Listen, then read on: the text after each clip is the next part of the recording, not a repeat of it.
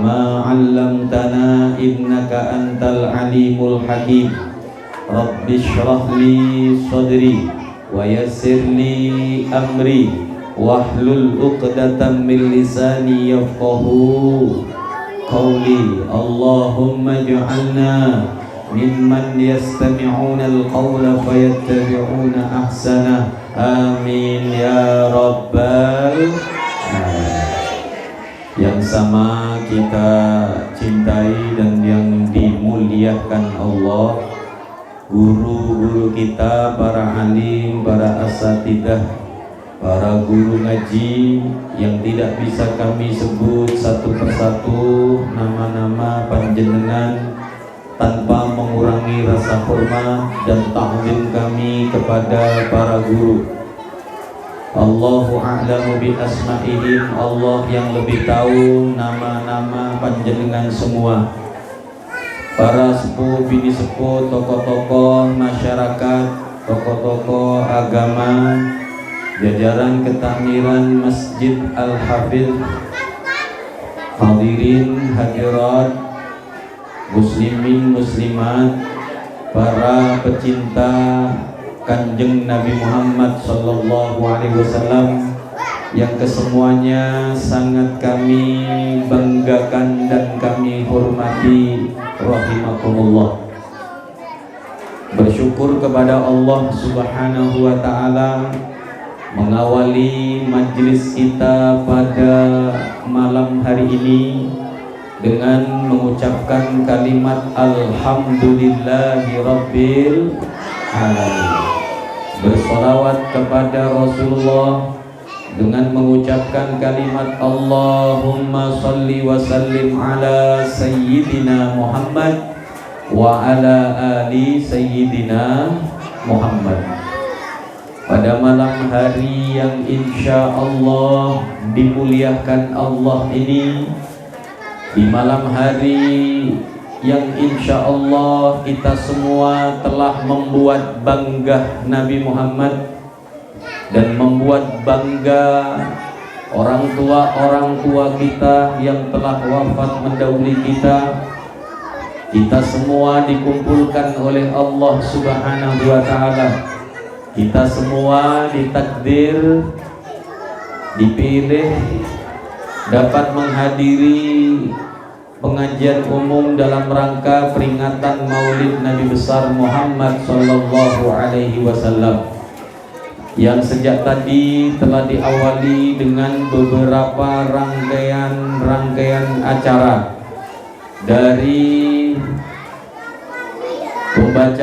pembacaan kalimat thayyibah, dari pembacaan mungkin Al-Barzanji atau Ad-Dibai, dan diteruskan dengan solawat serta penampilan daripada adik-adik santri TPQ Al-Hafidh. Dan juga tadi bersama kita dengarkan beberapa sambutan sampai detik ini kita akan bersama-sama mendengarkan hikmah daripada peringatan Maulid Nabi besar Muhammad Sallallahu Alaihi Wasallam. Semoga apa yang nanti disampaikan menjadi ilmu yang manfaat, ilmu yang barokah, ilmu yang dapat mengantarkan kita menjadi hamba-hamba yang dekat dengan Allah dan dekat dengan Rasulullah. Amin. Allahumma amin ya rabbal. Ibu-ibu, bapak-bapak tetap konsentrasi nggih. Memang mengkoten niki nek digabung kali anak-anak nggih. Di mana-mana nggih ngoten niki. Nggih namine lari-lari sakniki kados ngoten niki Pak Bu. Mosok ngaji teng mriki. Tumut emake. Nggih. Tumut emake. Kadang tumut acara penampilan, sehingga makanya guru-guru TK, guru-guru TPQ yang mereka mengajar anak-anak dini seperti usia mereka ini kadangkala harus memutar otak memutar otak, merencanakan sesuatu ilmu dos pundi, ilmu yang disampaikan kepada anak-anak kita mudah nantinya dihafal. Makanya guru-guru TK, guru-guru TPG itu harus kreatif.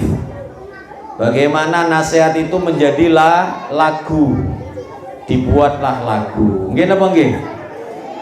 Kalau di TK ada lagu begini di TK itu ya, satu-satu aku sayang, kan? Mereka ini hafal karena dibuat lagu. Tapi kalau diceramai seperti ini mereka tidak nyambung. Nggih napa nggih?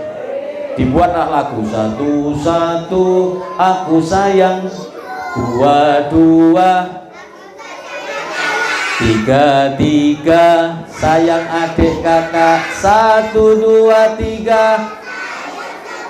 Orang hafal gini karena dikasih lah.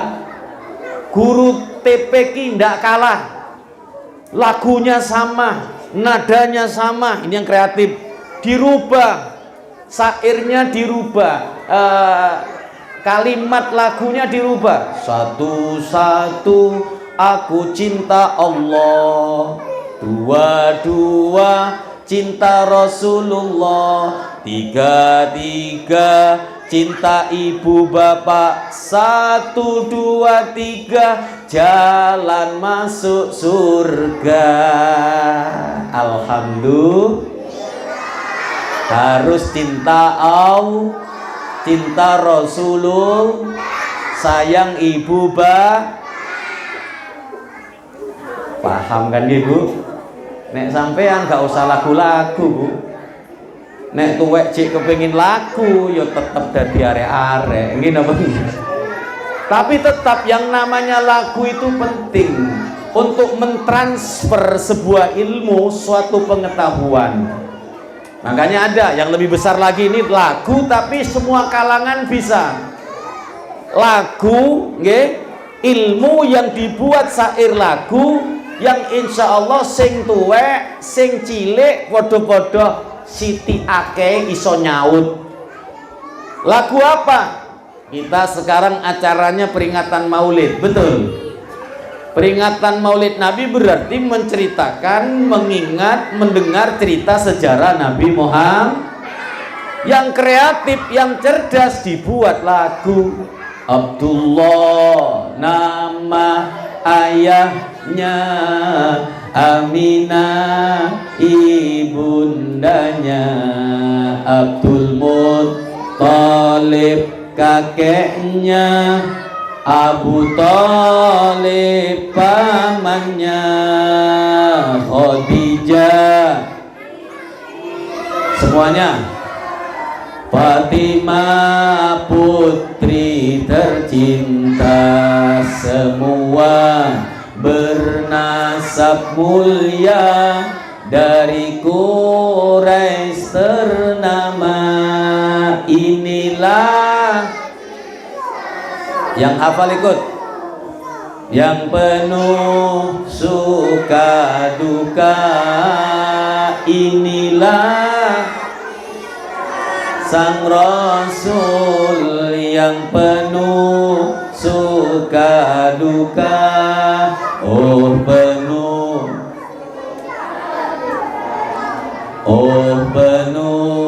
suka duka. Yuk Arabnya, rohatil akhtiaru tashdu bilayalil maulidi wabari kun nuri yabdu mimmaani ahmadi wabari kun yabdu mimmaani ahmadi bilayalil maulidi. Alhamdulillah. Loh ini Bapak Ibu kalau diulang-ulang setiap seminggu sekali, oleh para dewan asatidzah guru ngaji kepada anak kita, insya Allah sedikit banyak dari ayah Nabi sampai beberapa kisah Nabi yang diringkas, insya Allah hafal. Gini apa gini? Kayak jenengan, walaupun hafale inilah kisah sang Rasul kan gitu ya, hafal itunya atau hafal Arabnya.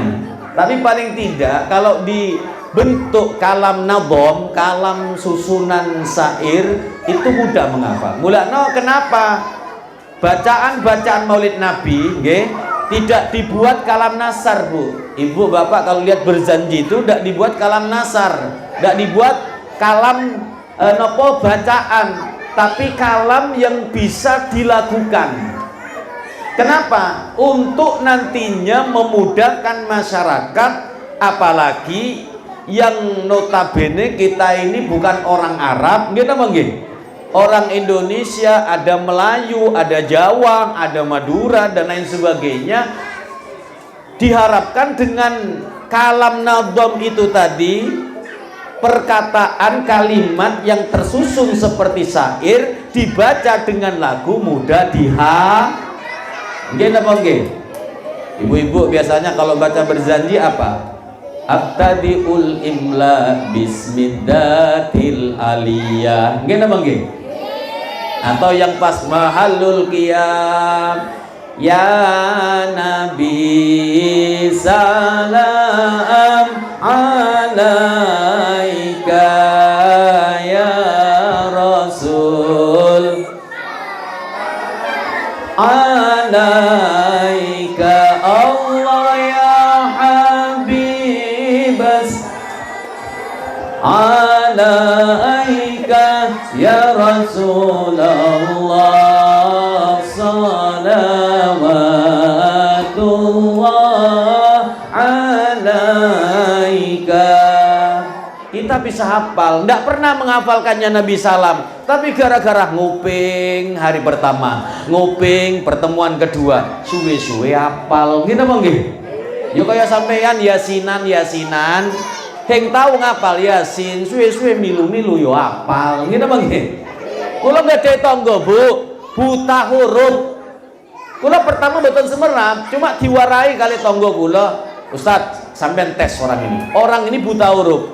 Suruh baca dia, tidak bisa. Coba perintahkan baca surat Yasin, hafal, Bu? Nggih. Setelah dibaca Yasin wal Qur'anil Hakim innaka laminal mursalin sampai 10 ayat. Akhirnya kula sodorakan surat Yasin. Tak suruh baca ayat 1 sampai bukan 10, 3 saja. Tidak tahu. Tuh, sebab apa? Sebab kalimat yang disusun dengan bacaan yang bisa dilakukan. Makanya penting untuk anak-anak kita ini memberi pelajaran-pelajaran dengan susunan kalam nadhom atau lagu. Ada lagi lagu kayak gini. Insya Allah ini kalau diajarkan sama guru-guru kita, anak kita gampang menghafalnya. Ada lagu begini yang sekarang booming di acara sholawat.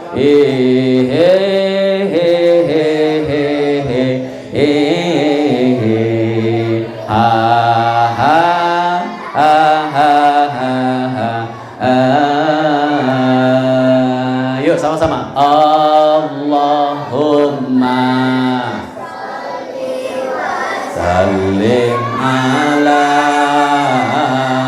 sayyidina wa maulana Muhammadin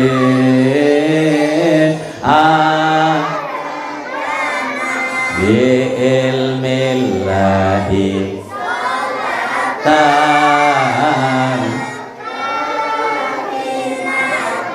bidawami arek cilik diwuruh ngaji yen wis gedhi supaya ngerti ngaji iku gampang sarate asal nurut karo gurune asal nurut karo gurune Allahumma Sabar Bu ya, ngajak anak-anak nyanyi dulu ya, biar terkendali. Sayyidina wa maulana bin ada bi ilmillahi sholat daimatan bidah rungokno pesenku iki aja nanti kuwe lali magrib aja keluyuran luwe api ngaji Al-Qur'an Allahumma sholli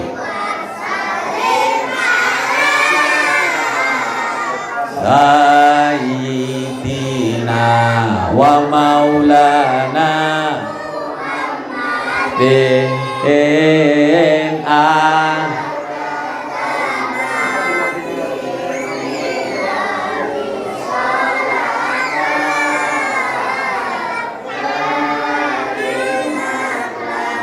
bidawami mulkin Allahumma sholli ala Muhammad.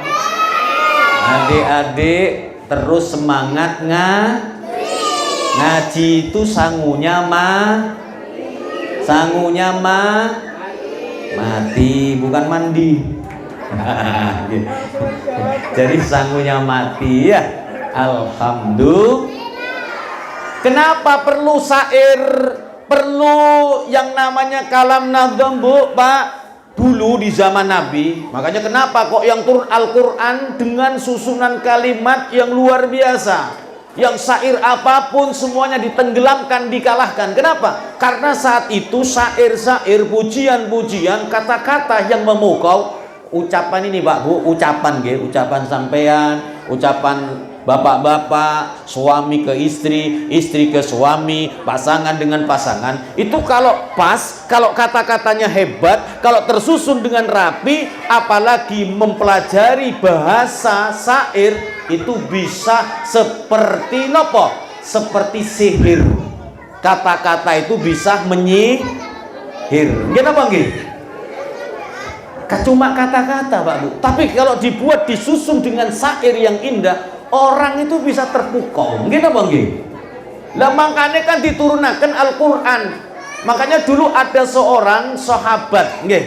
Sahabat Nabi ini asalnya dia sebelum Islam, dia ini terkenal pembuat syair, Bu. Pembuat puisi lah kalau sekarang, atau syair.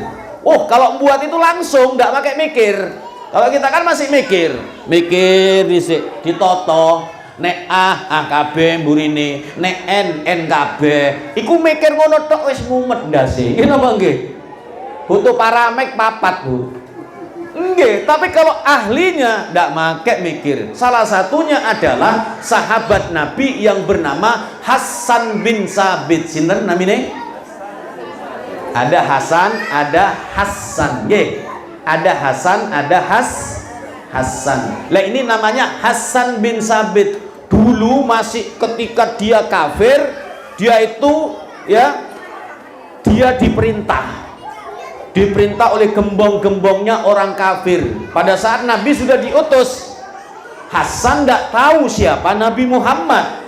Hasan tidak tahu seperti apa akhlaknya Nabi Muhammad.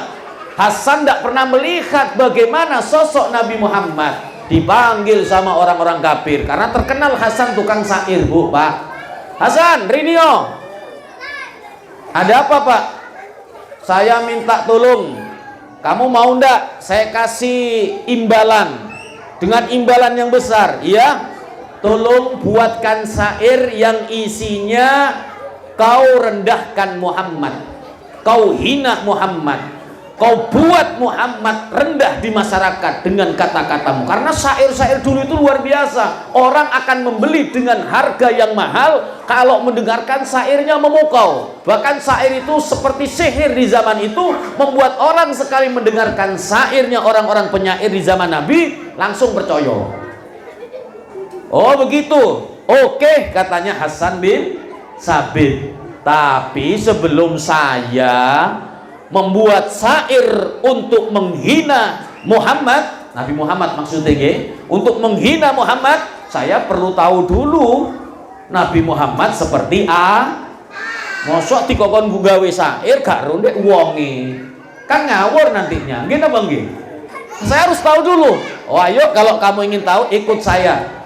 Ikut saya melihat Muhammad. Kau lihat, kau perhatikan bagaimana gerak-geriknya, bagaimana ucapannya, bagaimana orangnya. Berangkat Bu Pak Hasan dengan beberapa gembong-gembong kafir. Berangkat, tek tek tek, ketemu, ningali langsung teng Kanjeng Nabi. Allah, Hasan niku jari wong Banyuwangi napa? Melongok. Melongok apa melongok? Ngomplong lihat Nabi Muhammad. Gerak-geriknya, jalannya indah, orangnya putih bersih, tidak terlalu putih, putih bersih, tidak coklat sawo. Itu kulitnya Nabi Muhammad putih, tidak terlalu putih, putih tidak coklat sawo. Kalau kita ini orang Indonesia warnanya dua, sawo masak, sawo bosok. Ngetan sitik koyo areng Papua. Nggih napa nggih? Kita dua kulitnya, sawo masak, sawo bosok, antara iku wis kadung ono yang putih, deleng yo lho nganggo glowing tau sing iki kau. Kadung nganggo glowing asline nih wong Indonesia. Nggih. Lah kalau yang ada putih, kadang putih sampai pucat, lihat dulu, dekati. Ada yang memang asli ya kayak orang-orang Cina, orang-orang Korea, itu putihnya kelewat. Nggih napa nggih? Lah Nabi tidak seperti itu, putih tapi tidak seperti itu Nabi Muhammad. Kaget, heran Bu. Nah, ningali jasadnya Nabi saja. Hasan itu bingung, dari mana, dari sisi mana saya merendahkan Muhammad dengan kata-katanya. Tak pareki dhisik, ngomong apa sih Muhammad iki? Pura-pura Hasan ini ya namanya ndak kenal kan, deket sama Nabi Muhammad. Ya Allah, ketika dilihat bagaimana tutur katanya kepada orang yang lebih tua, begitu sopan Rasulullah. Bagaimana Nabi Muhammad berkata-kata kepada orang yang lebih muda, dan bagaimana beliau sayangnya kepada anak-anak Madinah itu nggih. Kalau Nabi datang, Pak, Bu, bapak dhewe ditinggal, Bu. Nabi datang nggih, lama ndak ketemu Nabi datang, lari mereka. Nabi Muhammad ini anak-anak kecil kayak gini rebutan ngejar Nabi Muhammad, meluk Kanjeng Nabi Muhammad. Saking apa? Rasulullah itu saking opene, saking latene, saking sayangi teng lari-lari alit ngoten niki para rawuh. Jadi sangat dikenal Nabi Muhammad, sampai mereka ada yang agak besar, umur segitu tapi besar, ahli syair.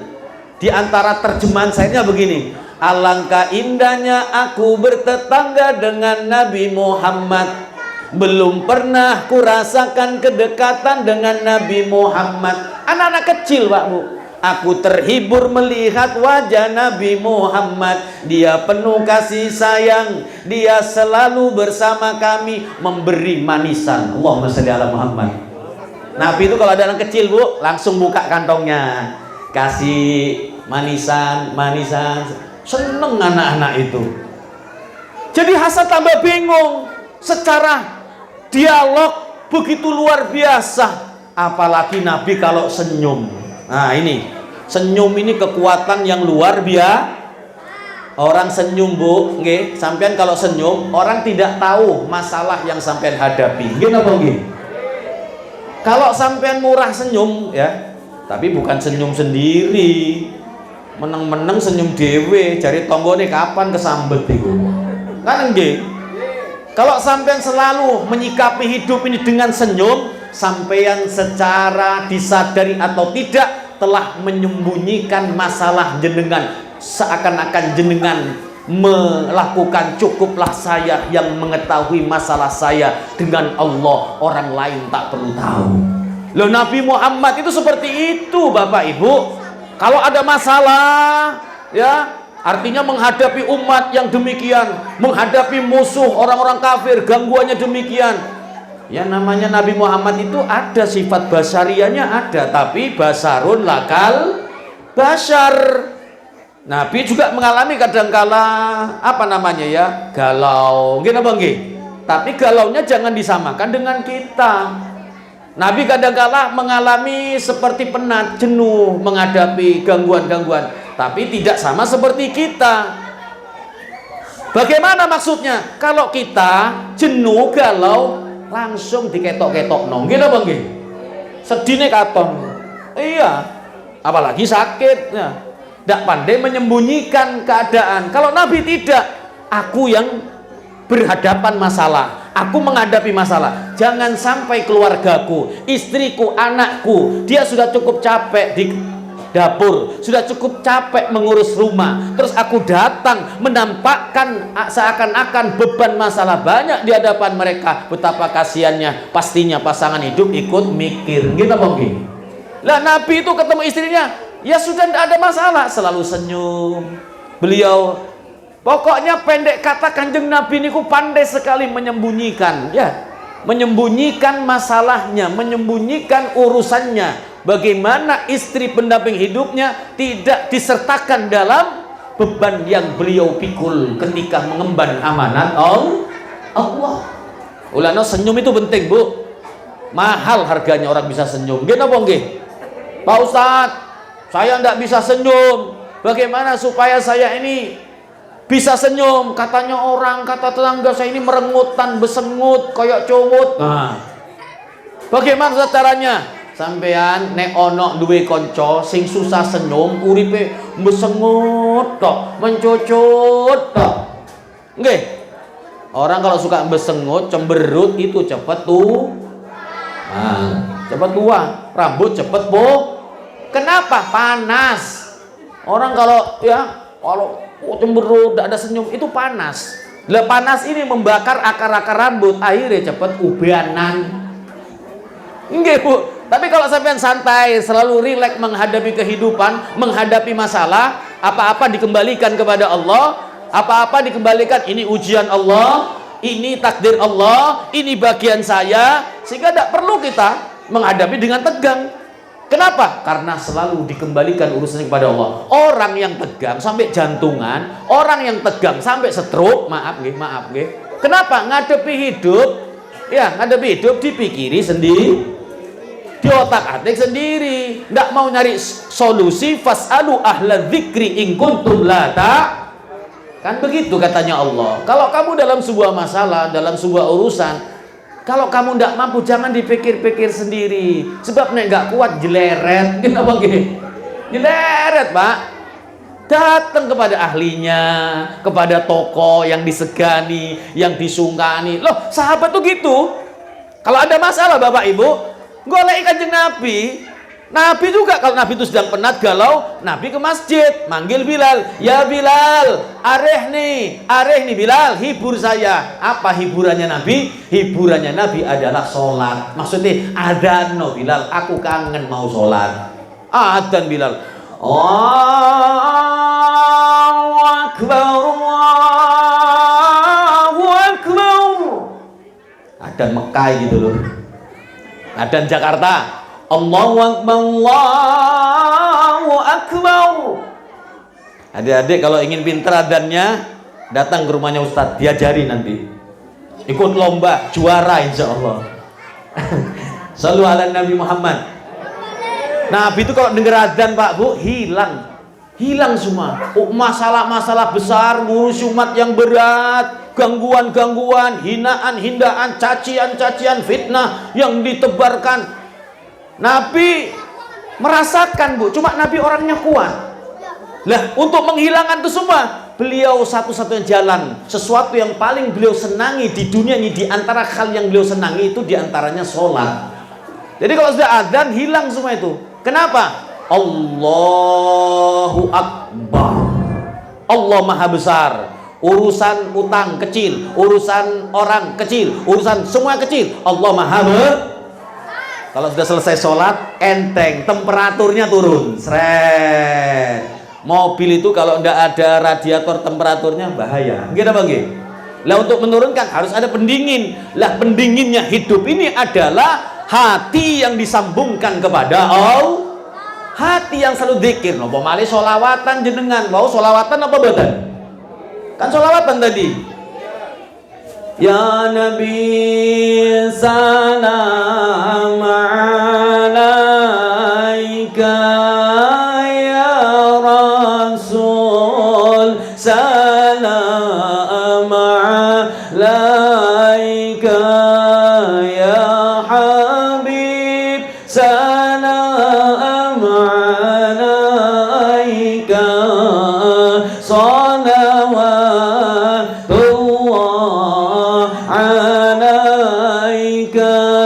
ini Mahalul Qiyam versi Kalimantan Selatan guru sekumpul. Kalau yang biasa jenengan versi Arab sudah membumi di Indonesia. Ya Nabi salam alaika. Ada lagi TE wong Banyuwangi sing wong Arab gak duwe, wong Mekah gak duwe, wong Madinah gak duwe, wong Mesir gak duwe, khusus TE umat Islam Indonesia khususnya Jawa Banyuwangi usih. Wa mohayat. Ibu-ibu biasa niku suarane sing ngoten-ngoten nih. Kalau lagu ini Pak, Bu, ndak perlu yang bagus-bagus suaranya. Sing suarane nyeper ngoten niku. Nggih. Wadang huruf-hurufnya rodok berubah kabeh. Nggih, lek wis wayahe anu Hasan Hosen. Bisa Hosen dadi Hosen kok bisa kene wong Banyuwangi. Nggih napa nggih? Ya Abu Bakar, ya bakar parane, Bu. Guyu kok. Bagi mubalek, Bu, kula warai kok. Paling beratnya mubalek itu kalau ceramah di depan anak-anak itu paling berat itu. Nggih. Makanya kudu setengah koyo arek cilik mubalek iki. Saya ini paling apes, sering diundang di TK-TK saya ini. Jadi saya ini pinter membujuki arek-arek nih, Bu. Kalau apalagi kalau cerita dik, anak-anak, Ustadz punya cerita tentara bergajah. Lihat, Nabi Muhammad lahir hari tanggal 12 Rabiul tahun Kenapa disebut tahun gajah? Mau tahu ceritanya? Nah, Bu, kayak gitu, Bu. Jadi arek cilik. Seperti itu sering kita ngadepi anak-anak TK. Tapi ini kalau saya teruskan habis suara saya. Sebab konser magi akeh dulu. Di tanggal 20 sampai 30 saya nerbang ke Kalimantan.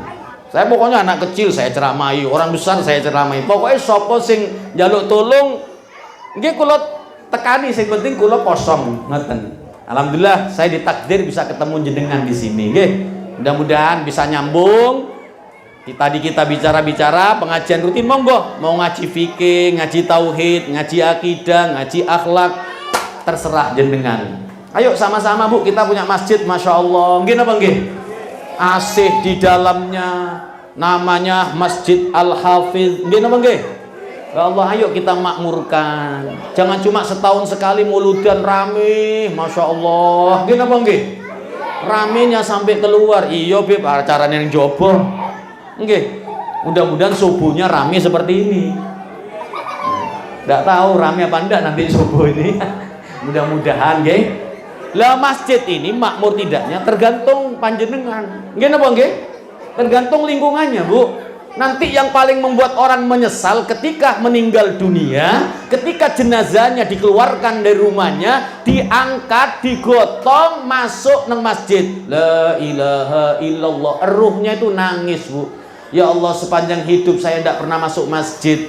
Jasadku yo digawa nang masjid. Begitu alangkah jauhnya saya dengan masjid. Enggak saestu, Pak, Bu. Karena ke masjid tidak ke masjid, ke musola tidak ke musola, jasadmu hai orang Islam pasti dibawa. Gitu Bang Giri. Disitulah nanti penyesalan yang tiada hentinya bagi orang-orang yang tak pernah ke masjid. Alhamdulillah kita ke masjid ini. Gitu Bang Giri. Mudah-mudahan terus sholat 5 waktu. Ayo. Dulu suksesnya Nabi membawa Islam karena sebab sholat berjamaah. Gitu Bang Giri. Menyatukan umat melalui salat berjamaah, disampaikan ilmu-ilmunya Allah. Nek sakniki wayahe muludan. Napa maksudnya muludan? Menceritakan sejarah Nabi Muhammad. Kalau dulu ndak usah muludan zamane sahabat, karena mereka pelakunya muludan. Nggih napa nggih? Aktor-aktornya mereka. pimpinannya Kanjeng Nabi Muhammad, gak perlu muludan. Lah kita muludan ini tujuannya apa? Mengingat kilas balik sejarah masa lampau, bagaimana kisahnya Nabi Muhammad Shallallahu Alaihi Wasallam. Nah, saya kembali kepada cerita tukang syair tadi itu Bapak Ibu. Nggih, nanti saya sambung lagi ke anak-anak. Oh, ngomong maneng kan? Nggih apa nggih? Nggih ngoten iki memang wis. Nanti Ustadz mau cerita lagi, mau? Cerita gajah ya? Tahu gajah? Gajah kupingnya belalainya panjang. Menang langsung kan gitu Bang nggih? Alhamdulillah. Memang beginilah ya, jadi mereka belum waktunya ngaji seperti jenengan, tapi ikut. Kenapa ibu-ibu aja kadang sampean harus bondo duit, tuku pelendongan, tuku mobil-mobilan cilik, ingin apa nggih? Anggap itu sogoknya sampean ke anak-anak. Kenapa kok mereka ndak ngaji tapi diajak ke masjid, diajak ke majelis, diajak ke sholawatan, diajak ke tempat-tempatnya wong soleh, supaya mulai kecil mereka tidak asing dengan tempat-tempat tempat-tempat baik. Ngoten Pak Bu nggih. Kita kenalkan mereka kepada lingkungan yang baik, lingkungan sholat, lingkungan ibadah, lingkungan kumpulnya orang-orang soleh. Jangan sampai anak-anak kita itu asing. Orang dulu, sampean kan mungkin kalau masuk ke masjid-masjid kuno, sampean akan melihat di depan masjid ada kolam. Biasanya kan begitu ya. Ada kolamnya, di depan masjid ada lapangannya. Apa maksudnya ulama dulu? Membuat masjid, ada lapangan, ada kolam. Tujuannya menarik anak-anak kecil. Mereka lari ke masjid, bajunya dibuka, main sepak bola. Engkau istirahat, logo neng emperan di masjid. Belum sholat mereka, belum mau duduk ke masjid, tapi paling tidak setiap hari melihat masjid mereka. Apalagi pas panas, wah no kolam, atus. Wah. Nggih, atus kan? Akhirnya mereka setiap hari kerasan main di lapangan. Makanya sampai sekarang sampai lihat masjid-masjid jamek roto-roto tengah jengge ono lapangan. Gini apa nggih? Yang akhirnya menjadi taman bunga. Kayak di mana itu? Di Masjid Jamek. Depannya apa? Sri Tanjung. Gini apa nggih? Hebatnya bukan masalah mereka harus sholat saat itu, tidak, tapi mengenalkan lingkungan masjid sehingga mereka tidak asing. Makanya Bapak Ibu, khususnya bapak-bapak, kalau membawa anak-anak atau ada anak-anak lari, jangan dimarahi, nggih. Jangan dikerasi, nanti mereka akhirnya menjadi apa? Trauma. Monggus mak, aku gak ke masjid, apa dipendeliki ambil Pak D ku kok. Wis tuwek ndelik air. Akhirnya tidak mau ke masjid. Akhirnya main ke sana kemari. Ya, cuma kalau biar mereka tidak terlalu rame harus didampingi, sholat didampingi. Ya kadang-kadang ganggu memang Bu, melaku. Abban. Musollah akbar abban. Tetapi dengan begitu mereka sering nanti lama semakin lama mereka tidak asing. Mulane penting diajak pengajian ngoten niki penting. Pun kersane mboten dawa niki. Sak jam niki gak kerasa Bu. Nggih. Sampeyan gak kerasa, kula kerasa. Cangkem moro iki wis.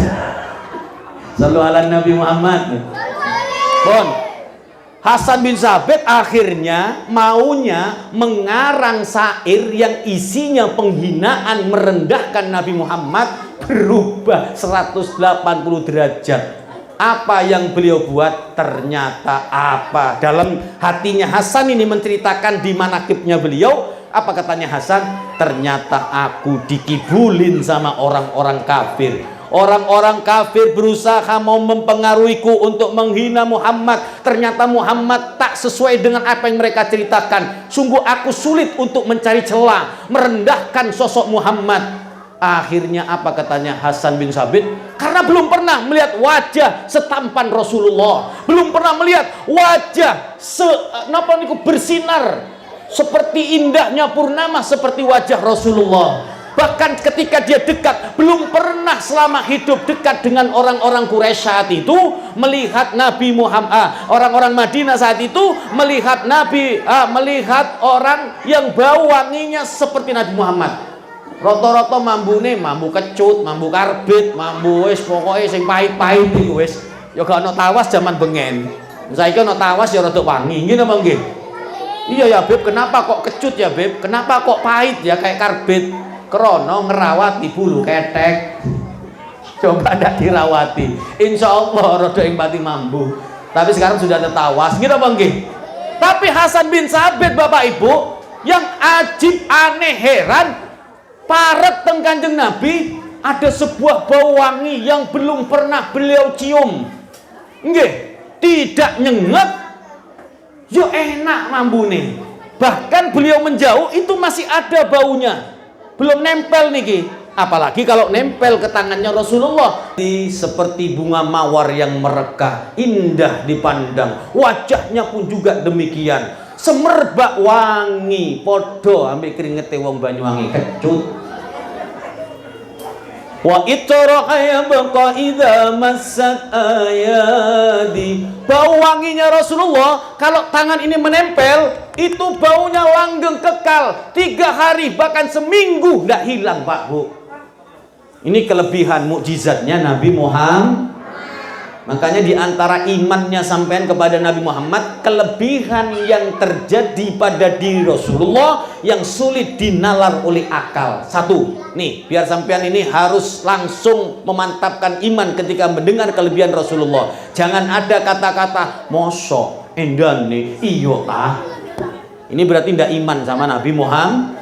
Nabi Muhammad. Apa itu? Bu, Pak, diterangkan di dalam keterangan kitab-kitab hadis bahwa sekujur tubuh Nabi itu semuanya suci karena diistimewakan oleh Allah. Maaf, darahnya suci, air seninya suci, kotorannya suci, semua dihukumi suci oleh Allah. Makanya Nabi kalau buang seni, kalau buang kotoran itu langsung hilang, tidak membekas sama sekali. Kok bisa suci darahnya Nabi Muhammad? Suatu ketika Nabi itu bekam. Tahu bekam? Ya, darahnya dikeluarkan. Kalau fasdu lebih ekstrim. Nggih, gede ini lebih akeh, kaya wong donor. Ya. Kalau jenengan fasdu sama donor lebih baik milih donor. Karena kalau donor sampean dapat pahala, darahnya diperbantukan kepada orang lah. Kalau fasdu dibuang darahnya. Eman, mending rutin donor sebulan sekali atau 2 bulan sekali. Itu pengobatan ala Rasulullah yang paling bagus, menetralisir darah. Artinya darah itu detok dibuang racun-racunnya dengan mengeluarkan darah supaya nanti proses lagi darah anyar. Itu insya Allah, karena banyaknya penyakit itu dari darah yang tidak lancar sebab makanan yang kelewat. Lah dicandu nggih, dibekam Kanjeng Nabi, bekam niku dikumpulkan, darah bekamnya dikumpulkan di gelas sampai terus Nabi bilang, "Ya Abdullah, Abdullah bin Mas'ud, rinio injih Kanjeng Nabi. Iki getih buangen ndek panggonan sing gak ono wong weruh." Karena darahnya Nabi ini, apa yang ada pada Nabi ini jangan sampai jatuh ke bumi. Kalau jatuh ke bumi, bumi akan goncang, Mbak. Waktu di mana di Taif yang beliau dilempari, itu dikosot darahnya. Kenapa? Kalau darahnya itu sampai netes ke bumi, bahaya itu. Saking sabari Kanjeng Nabi, dilempari beliau, ya Allah, kayak mana rasanya ketika itu. Coba Nabi tidak sabar, Taif ya kafir sampai sekarang. Tapi Taif menjadi tempat yang paling berkah, makmur. Maksudnya pertumbuhannya paling subur di kota Mekah. Jadi kalau umroh sampean mampir ke Taif, wadem Bu, saya pernah itu, langsung saya gemigim saya, saking dinginnya itu, berkahnya Kanjeng Nabi Muhammad.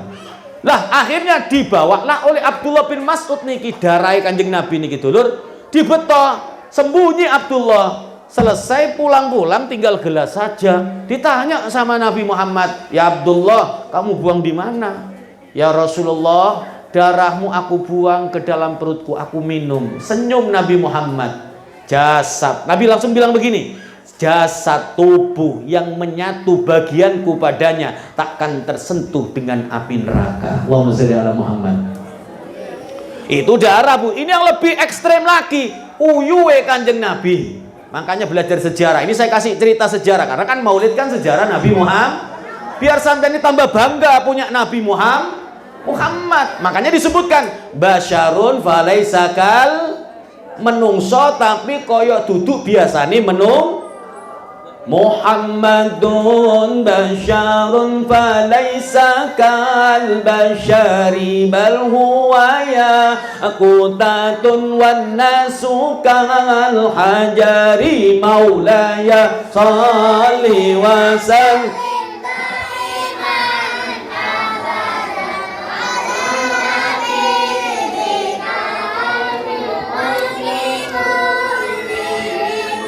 Allahumma sholli ala Muhammad.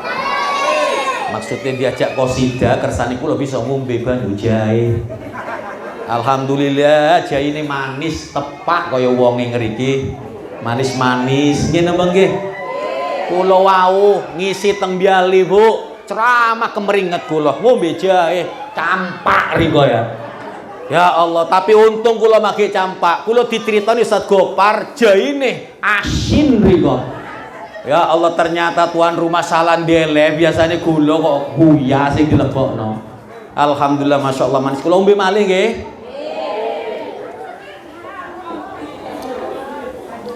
Pedese ngepas, Bu. Mbu jahe emprit ta jahe paran nih, guys. Alhamdulillah. Pun kula terusaken nggih. Dados Kanjeng Nabi ini, Pak, Bu, ndak ada kekurangan sedikit pun. Akhirnya Hasan ini, saya biar tidak nyebar kemana-mana, kembali lagi yang pertama tadi, Hasan ini berubah membuat syair yang apa? Yang memukau, tapi memukaunya memuji Rasulullah karena nyata. Kata Hasan, wa ajmalu min kalam taraqantu aini wa ahsanu min kalam taraqantu aini wa ahsanu minka lam talidin nisa'u khuliqta mubarra'an min kulli aibin ka'annaka kama khuliqta ma tasha'u. Yang tadinya Hasan mau menghina Nabi Muhammad, ternyata asli ini ditingali, berubah. Apa katanya beliau? Yang lebih bagus darimu hai Muhammad, belum pernah kedua bola mata ini memandangnya. Yang lebih indah darimu hai Muhammad, yang lebih tampan darimu hai Muhammad, belum seorang pun wanita yang melahirkannya kecuali ibumu. Khuliqta mubarra'an, kau diciptakan seakan-akan mengikuti keinginanmu. Nabi Yusuf ganteng, tapi ibarat rembulan separuh Nabi Yusuf.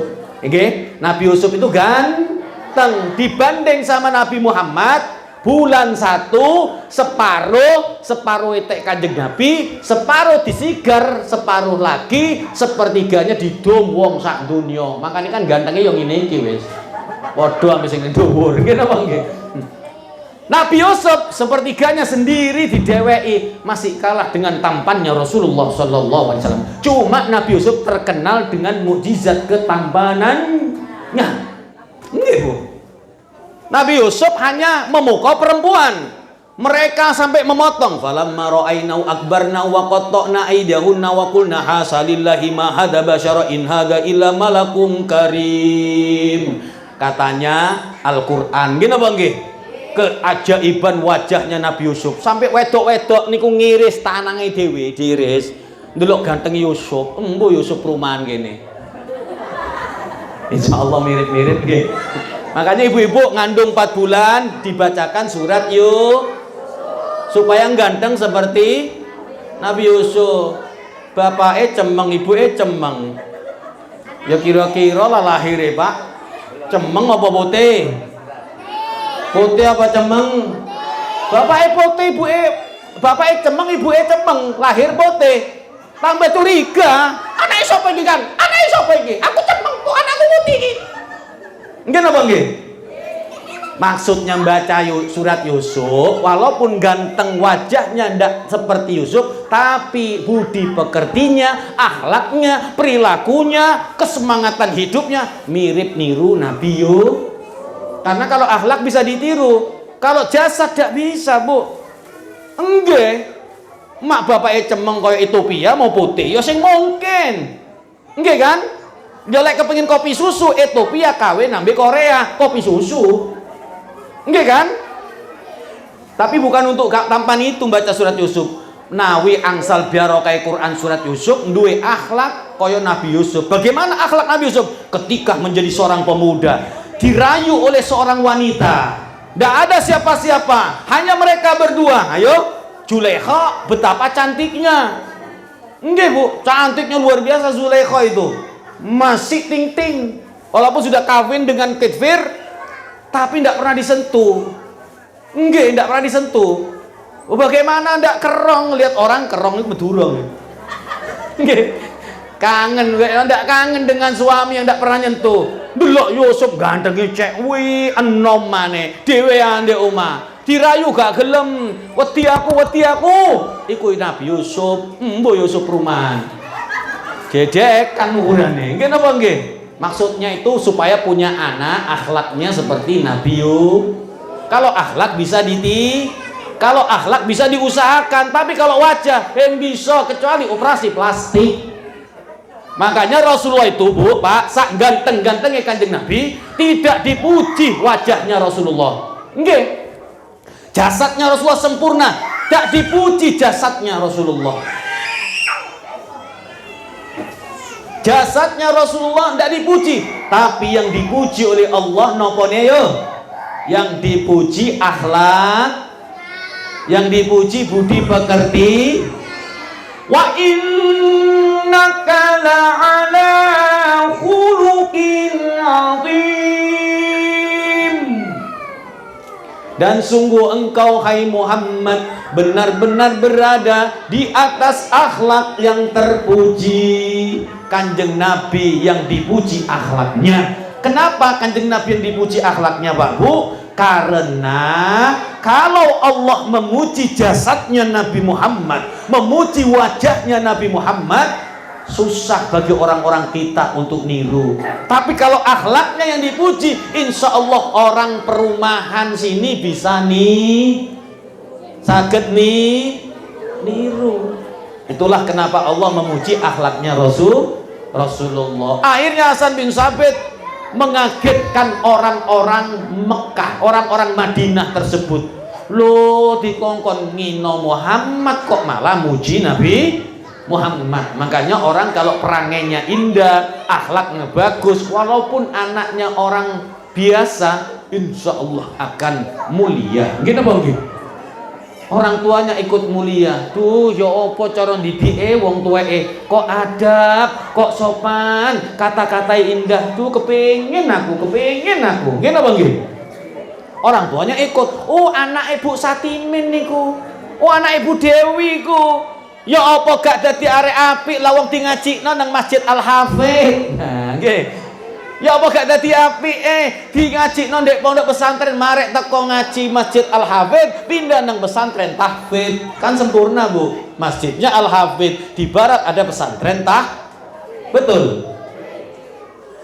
Makanya ngajikan kalau bisa di pondok tahfidz biar sampean walaupun ibadahnya biasa-biasa tapi punya anak hafal Quran, besok sampean ora usah repot-repot ngoyo-ngoyo ibadah, pokoknya wajib-wajib tok, besok bakal dikasih mahkota oleh Allah dan pakaian kebesaran, bukan gede gombrong boten, tapi pakaian kemuliaan di akhirat di surga berkat anake dingajikan. Bu, Pak, anak ini kalau pinter Quran, pinter sholat, pinter doa, inilah yang disebut harta yang tak ternilai harganya, aset yang paling mahal harganya. Gini apa nggih? Ini mahal harganya Bu. Makanya dikatakan oleh Allah Subhanahu wa taala, ni'amul ilahi alal ibadi katsiratun wa ajaluha najabatul aulad. Nikmat Allah yang diberikan kepada hamba-hambanya banyak orang bisa dihitung. Tapi dari nikmat yang banyak wa ajalwa yang paling besar bagi orang yang hidup dalam rumah tangga, adanya anak-anak yang lahir yang dididik dengan ilmu Quran, yang dididik dengan ilmu agama sampai pinter maca Quran, pinter sholat, pinter donga, mulai ngerti adab sopan santun. Itulah nikmat yang paling terbesar. Semoga anak-anak jenengan yang dididik di TPQ Al-Hafidz nggih, Taman Pendidikan Quran Al-Hafidz, menjadi anak yang soleh solihah. menjadi anak yang berbakti, menjadi anak yang berguna bagi nusa bangsa dan agamanya, menjadi anak-anak yang mengidolakan Rasulullah. Amin Allahumma amin ya Rabbal. 1 jam persis. Lho kok iso Beb? Boyok mulai kroso. Nggih. 1 jam Pak ada. Alhamdulillah kan, gak kroso kan? Nah, sampean sih gak kroso, aku kroso. Ya sudah, semoga menjadi ilmu yang manfaat. Nggih. Kalau kurang kapan-kapan ngundang lagi. Kanten mawon, Bun. Kan ndak kira selesai, Bu, menceritakan Rasulullah itu. Seandainya zaman diciptakan lagi, takkan pernah selesai engkau menceritakan sosok Rasulullah. Kenapa? Rasulullah Quran hidup. Rasulullah Quran hidup. Quran katanya Allah seandainya mau ditafsiri, laukanal bahru midada li kalimati rabbi, seandainya lautan menjadi tintanya, habis dibuat nulis mentafsiri Al-Quran, dibuat lagi 7 petalang langit bumi untuk mentafsiri 1 ayat Al-Quran, lanafidal baru, akan habis itu lautan untuk bisa menceritakan Al-Quran yang begitu luas ilmunya Allah. Begitulah perumpamaan sosok Nabi Muhammad. Mulana untung sampean sing dadi umat Kanjeng Nabi durung nglakoni apa-apa, sampean wis dipilih dados napa? Umat yang paling Kenapa? Karena nempel kepada sosok yang mulia Rasulullah SAW.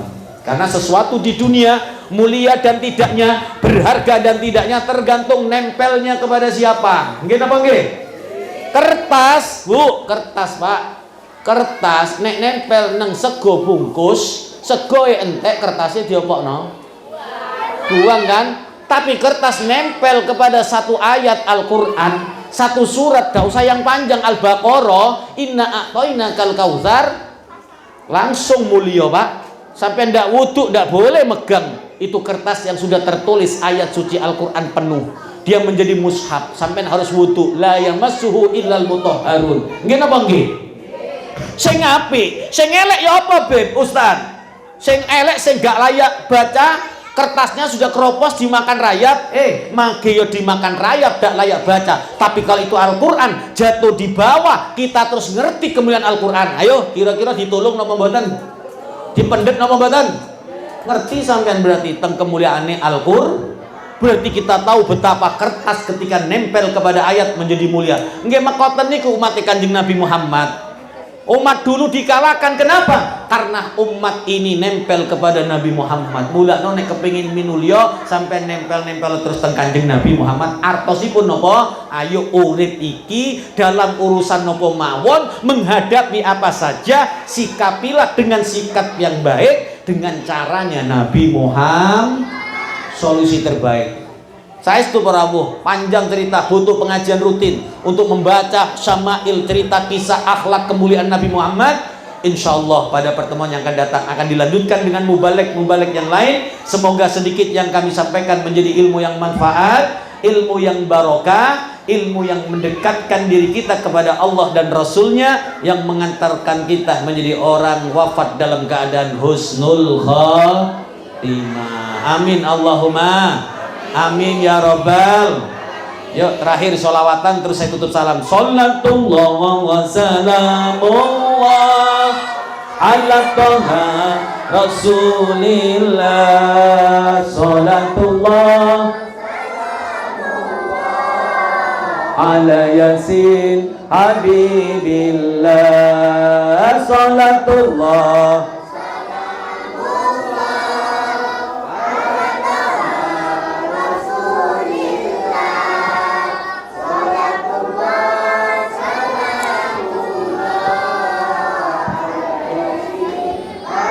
sami, ini doa. Tawassalna bi bismillah wa bil hadi rasulillah. Tawassalna billah wa bil hadi rasulillah wa kulli mujahidin lillah bi ahlil badri. Ya Allah, salatullah ala Toha Rasulillah.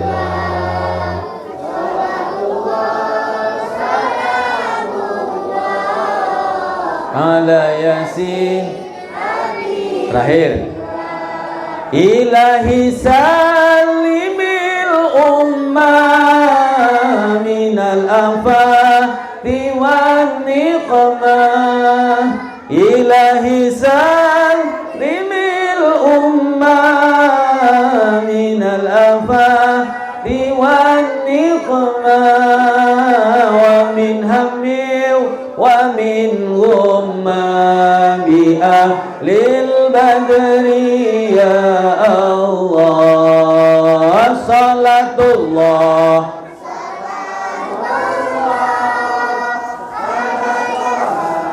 Rasulillah. Salatullah ala Yasin. Walhamdulillahi Rabbil Al-Fatihah.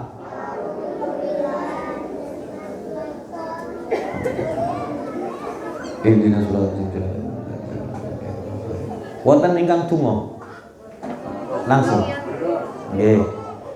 Bismillahirrahmanirrahim. Alhamdulillahirabbil alamin. Allahumma shalli wa sallim ala sayyidina Muhammad wa ala ali sayyidina Muhammad. Allahumma rabbana zalamna anfusana wa in lam taghfir lana wa tarhamna lanakunanna minal khasirin. Rabbana ighfir lana dhunubana wa kaffir 'anna sayyi'atina wa tawaffana ma'al abrar. Rabbana ighfir lana wa liwalidina warhamhuma kama rabbayani shaghira. Allahumma barik fi auladina wahfadhum wa la tadurrahum wa wafiqhum li ta'atika warzuqna birrahum bihaqqi rabbana hab lana min azwajina wa dhurriyyatina qurrata a'yun waj'alna lil muttaqina imama. Allahumma ya Allah, kami duduk bersimpuh menengadakan tangan dengan perasaan hati, jiwa raga yang masih dipenuhi dengan kelemahan, kehinaan karena sebab dosa-dosa. Ya Allah, ya Allah, ampunilah dosa-dosa kami, terimalah taubat kami. Ya Allah, jadikanlah kami hamba-hambamu yang benar-benar bertaubat. Bimbing kami untuk menjadi hamba-hamba yang benar-benar bertaubat. Ya Allah, ya Allah, kami tahu surga yang kau janjikan, neraka yang kau jadikan ancaman. Surga yang dipenuhi dengan kenikmatan, neraka yang begitu penuh dengan siksaan. Kami berusaha ya Allah, namun kami terkadang tergelincir ya Allah ya Rabbal Alamin. Ya Allah, dengan rahmat-Mu yang luas, dengan ampunan-Mu yang luas melebihi banyaknya dosa kami ya Allah, karuniakan rahmat dan ampunan-Mu kepada kami semua yang hadir ya Rabb. Angkat beban-beban dosa ini yang menghalangi terkabulnya doa kami ya Allah. Angkat beban-beban disebabkan dosa-dosa ini ya Allah, yang menyebabkan kami sering mengalami hal-hal yang membingungkan dalam hidup, yang tidak menenangkan dalam hidup ya Allah. Bimbinglah hati ini menjadi hati yang benar-benar beriman, hati yang benar-benar senang mengingat-Mu, lisan yang berzikir, menyebut nama-Mu, bersolawat untuk Nabi-Mu ya Allah. Ya Allah, berikan kekuatan zahiran wa batinan untuk melaksanakan tugas-tugas kami sebagai hamba yang Kau ciptakan di muka bumi untuk beribadah, serta tugas-tugas kami sebagai hamba yang Kau ciptakan di dunia untuk mengatur dunia. Jadikan kami semua hadir hamba-hamba yang tak dilupakan sebab dunia, yang tak dilupakan tujuan untuk menggapai ridha-Mu disebabkan oleh dunia ya Allah. Ya Allah, berkahi dunia yang Kau berikan kepada kami. Jadikan dunia yang Kau titipkan kepada kami dunia yang tak melupakan kami dari kewajiban kami beribadah kepadamu ya Rabb. Ya Allah, barokah karunia-Mu ya Allah untuk keluarga kami, Ya Allah, berkahilah anak-anak kami, jaga mereka, lindungi mereka dari mara bahaya ya Rabb, bimbing mereka, jaga mereka ya Rabb. Jadikan mereka anak yang soleh dan solihat, anak-anak yang Kau mudahkan untuk menjadi anak yang berbakti, anak yang taat ya Allah. Ya Allah, karuniakan kepada kami para orang tua, anak-anak keturunan yang soleh dan solihat, yang menyejukkan pandangan mata dan perasaan hati kami, baik ketika kami hidup bersama mereka saat ini ya Allah, atau setelahnya sepeninggalan kami ya Rabb. Jangan Kau biarkan anak kami tersesat, digelincirkan. Jangan Kau biarkan anak kami terjerumus dalam pergaulan bebas ya Allah. Kami tak mampu menjaga mereka 24 jam ya Rabb, tapi kami percaya dengan kekuasaan-Mu ya Allah. Lindungilah mereka ya Rabb. Berkailah kami semua yang hadir di majelis ini ya Allah. Dekatkan hati kami kepada Nabi Muhammad.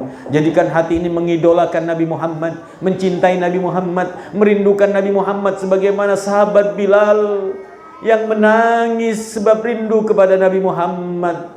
Sebagaimana para sahabat hingga pingsan merindukan Nabi Muhammad yang sudah wafat di kala itu ya Allah. Kami terlalu jauh ya Rabb. Kami jauh darimu, jauh dari Nabi kami ya Allah. Kami lebih senang terhadap dunia ya Rabb, padahal dunia sebentar lagi kami tinggalkan, akan diwariskan kepada orang lain ya Allah. Ya Allah, jangan Kau jadikan kami orang yang lalai darimu, lalai dari berzikir kepadamu ya Rabbal Alamin. Rabbana atina fid dunya hasanah wa fil akhirati hasanah wa qina adzabannar. Wa sallallahu ala sayyidina Muhammadin wa ala alihi wasallam. Walhamdulillahi rabbil alamin bi barakatil Fatihah.